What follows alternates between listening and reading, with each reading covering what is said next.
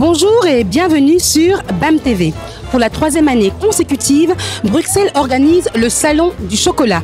Ça se déroule tout au long de ce premier week-end de carnaval, ici à Bruxelles Expo, au Ezel. Les festivités ont débuté hier soir et se poursuivent dans une ambiance chocolatée. Ce sont près de 100 participants qui ont répondu présent à l'appel et cette édition 2016 met en avant un pays étranger, à savoir le Togo.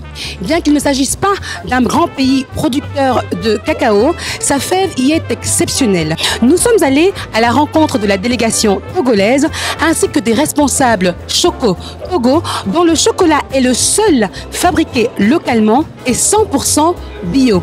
J'espère que vous êtes prêts à fondre de plaisir. Le CCFCC représente le Togo dans toutes les organisations dont le Togo est membre, qui défendent bien entendu les intérêts au niveau national bien sûr, et au niveau aussi international, et au niveau même de la profession.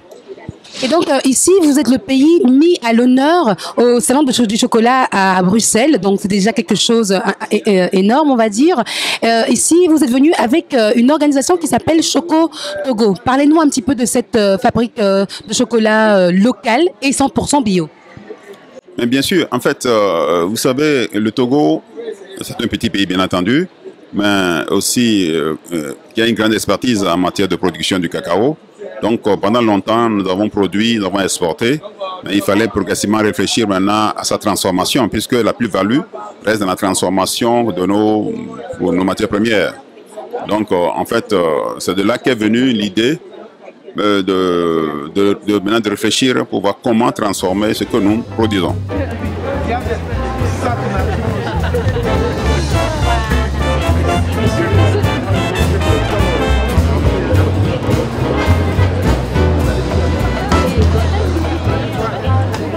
Pourquoi vous êtes arrêté ici particulièrement au stand Togo? Eh bien parce que ma fille est allée pendant 2 mois travailler dans un home pour enfants à Lomé et mon mari a vécu à Lomé et voilà, j'avais juste envie de soutenir et de trouver que c'était une bonne initiative d'avoir de l'argent qui va vraiment aux producteurs et pour le Togo. Est-ce que vous connaissiez la fabrication du chocolat? Est-ce que vous avez appris quelque chose de nouveau ici aujourd'hui? Je vous avoue que j'ai juste trouvé que c'était des bons commerçants et que, de toute façon, comme j'avais décidé d'acheter, voilà. Mais je venais pas avec l'idée d'apprendre quelque chose en plus. Voilà, c'est vraiment un geste de soutien que je voulais faire. Tu veux essayer?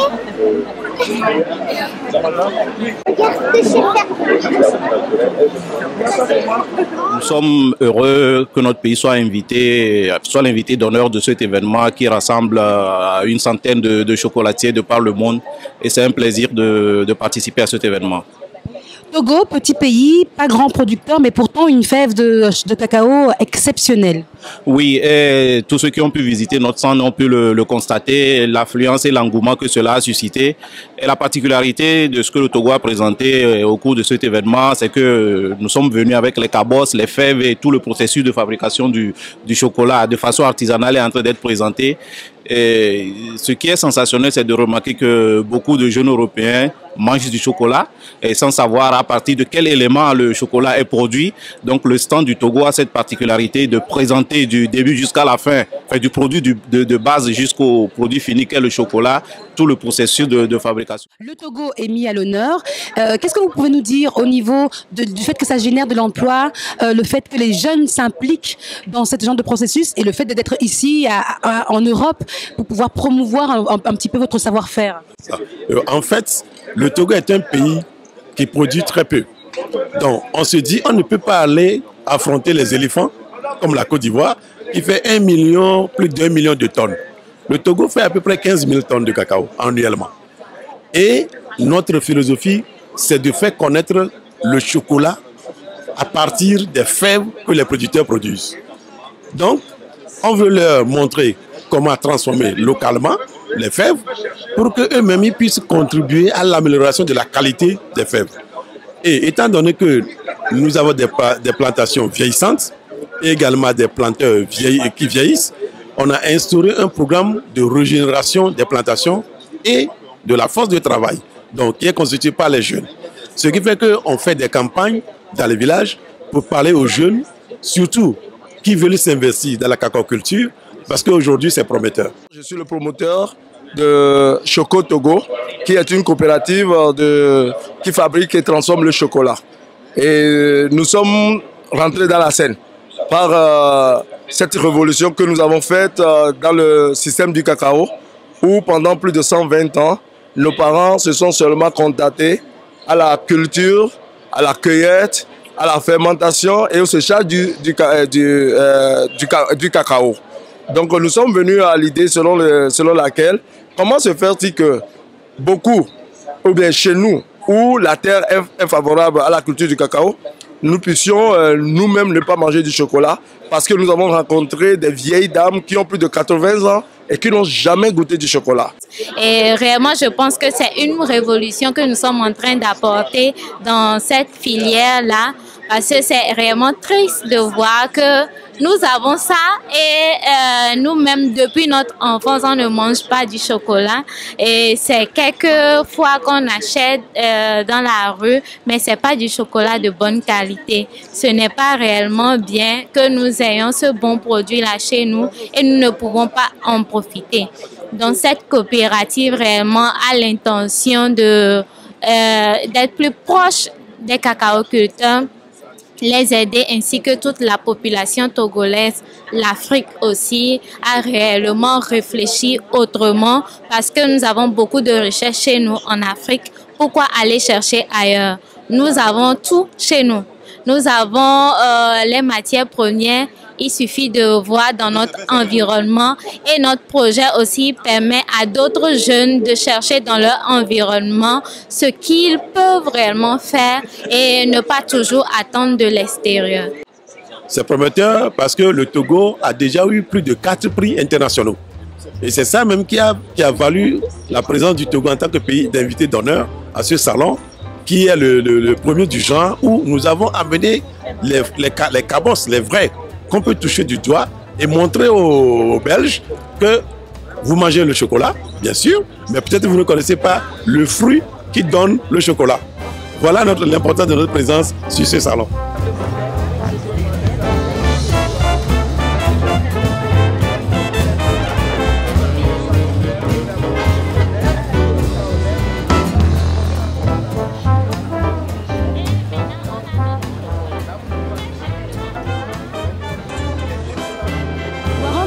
Bent u hier het chocoladesalon vandaag?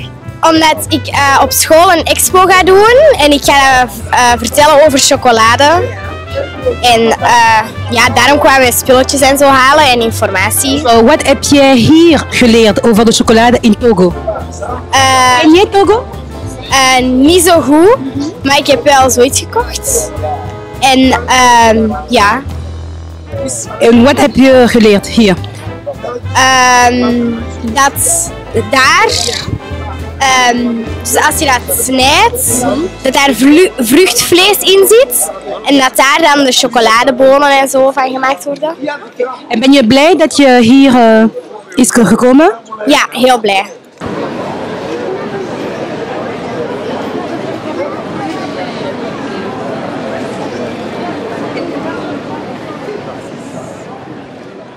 Le cacao n'est pas seulement une culture de rente, mais le cacao, c'est un héritage parce que ça ne se produit pas n'importe où. Et même dans notre pays, c'est seulement dans une zone. Et cette zone on ne peut pas l'étendre. Donc, c'est un héritage. Et nous avons cherché à voir combien l'Europe en a tellement profité. Et nous avons été, je peux dire, trichés dans cette... Et c'était injuste. Donc, nous avons mis en place une coopérative. Nous ne voulons pas mettre en place une structure de transformation, mais nous voulons mettre en place une coopérative pour promouvoir d'abord les hommes qui font le travail et au même moment promouvoir le cacao qui est le nôtre et au-delà de ça, permettre à ce que la population togolaise puisse jouir des vertus qui sont dans le chocolat.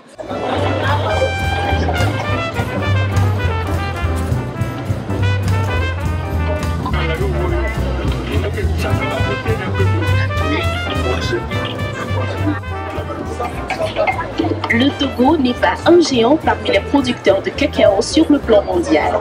Cependant, le cacao de ce petit pays... Je dirais que cette coopérative, déjà, personnellement, j'aime beaucoup l'agrobusiness et j'ai fait la gestion des projets pour pouvoir réellement travailler dans le domaine de l'agrobusiness. Et en trouvant l'opportunité d'être formée en chocolaterie, donc c'est déjà une grande opportunité pour moi et ça m'a permis de réaliser mon rêve d'être toujours dans l'agrobusiness.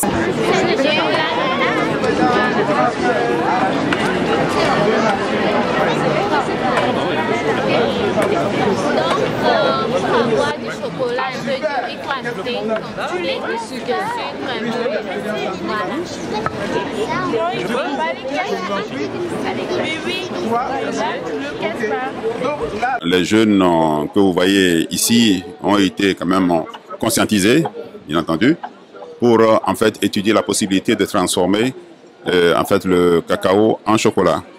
Donc ils ont été formés, ils ont suivi tout le processus, bien entendu. Et aujourd'hui, ils arrivent à produire du chocolat entièrement, d'abord à l'artisanal bien sûr, mais entièrement bio, puisque nous avons des plantations qui sont vraiment, pour la majorité, sans intrants, sans insecticides, de nature à fragiliser en fait la qualité du cacao. Les jeunes sont l'avenir de demain. Bien sûr, les jeunes sont l'avenir de demain et la coopérative Choco Togo bénéficie de l'impulsion de l'encadrement de la filière café cacao du Togo et qui a joué un grand rôle pour que cet événement ait lieu. Et nous ne pouvons que nous réjouir de cela. Et avec l'appui de la Chambre du commerce et des autorités togolaises, cet événement est en train de connaître un succès. La participation du Togo est en train de connaître un succès et nous nous en réjouissons. Nous donnons aussi le meilleur de nous-mêmes et c'est déjà une grande opportunité d'être ici. Et je tisse déjà des relations avec d'autres personnes ici et c'est vraiment intéressant. Quel message d'espoir vous voulez transmettre aux jeunes qui sont ici, la diaspora africaine qui est ici? Ce que moi je peux leur dire, ceux qui sont au Togo et qui pensent qu'ils n'ont pas trop du travail à faire, ils n'ont qu'à nous approcher. Et ceux qui sont ici, qui souffrent pour tout trouver à manger, c'est tout un tas de problèmes, on peut les faire venir au Togo, il y a des terres. Parce qu'on a fait du diagnostic dans les zones de production, on a plus de 50 000 hectares à travailler, alors qu'actuellement, on ne travaille que sur environ 25 000 hectares. Ça veut dire qu'il y a encore la place pour eux. Et le prix du cacao aujourd'hui, je l'ai garanti, c'est au moins 1400 francs CFA le kilogramme. Et pour avoir le kilogramme de cacao, il suffit d'avoir seulement 30 cabosses, qui peut être produit par un seul pied de cacao. Et nous avons à peu près 1300 pieds à l'hectare. Ça veut dire qu'il peut faire 1 tonne à l'hectare et gagner de l'argent. Donc le chocolat que nous produisons s'appelle Choco Togo et ce chocolat est destiné à un public premièrement togolais local. Et ce que nous voulons faire, nous ne mettons pas sur le marché n'importe quel chocolat, le chocolat noir de qualité. Et nous n'ajoutons rien au chocolat, c'est naturel et nous sommes confiants que nous aussi, nous participons au développement de notre pays au travers de ce programme. Et aussi, pour nous, nous avons beaucoup de choses à faire dans notre pays et nous souhaitons que la diaspora revienne pour pouvoir construire le pays. Et nous ne voulons pas voir nos jeunes partir. C'est pourquoi nous voulons mettre des projets en place parce que l'Afrique regorge de très grands talents. Et le leitmotiv de notre association Enfants pour Développement, chaque enfant est un génie. Aux jeunes de la diaspora, je dirais que c'est bon d'aller ailleurs. C'est bon de visiter d'autres pays parce que ça ouvre notre connaissance, ça fait augmenter notre horizon de vision aussi, mais de ne pas oublier l'arrière, de ne pas oublier notre background. La terre promise, c'est chez nous. Le meilleur, c'est d'où on vient et nous avons tout là-bas. Et si on va ailleurs pour apprendre quelque chose, il faut toujours revenir en arrière pour aider aussi les autres. Comme nous, par exemple, quand nous voyageons, quand nous sortons, nous apprenons beaucoup et quand nous revenons, nous essayons aussi de voir ce qu'on peut faire pour améliorer les conditions de vie. pas seulement de nous, mais de toute la population. Il faudrait que ça cesse le fait qu'on voit l'Afrique comme un continent pauvre, qu'on décrive l'Afrique comme là où il y a juste la guerre, la famine, la maladie, parce que nous avons beaucoup à prouver, nous avons beaucoup à montrer et nous donnons beaucoup au monde entier.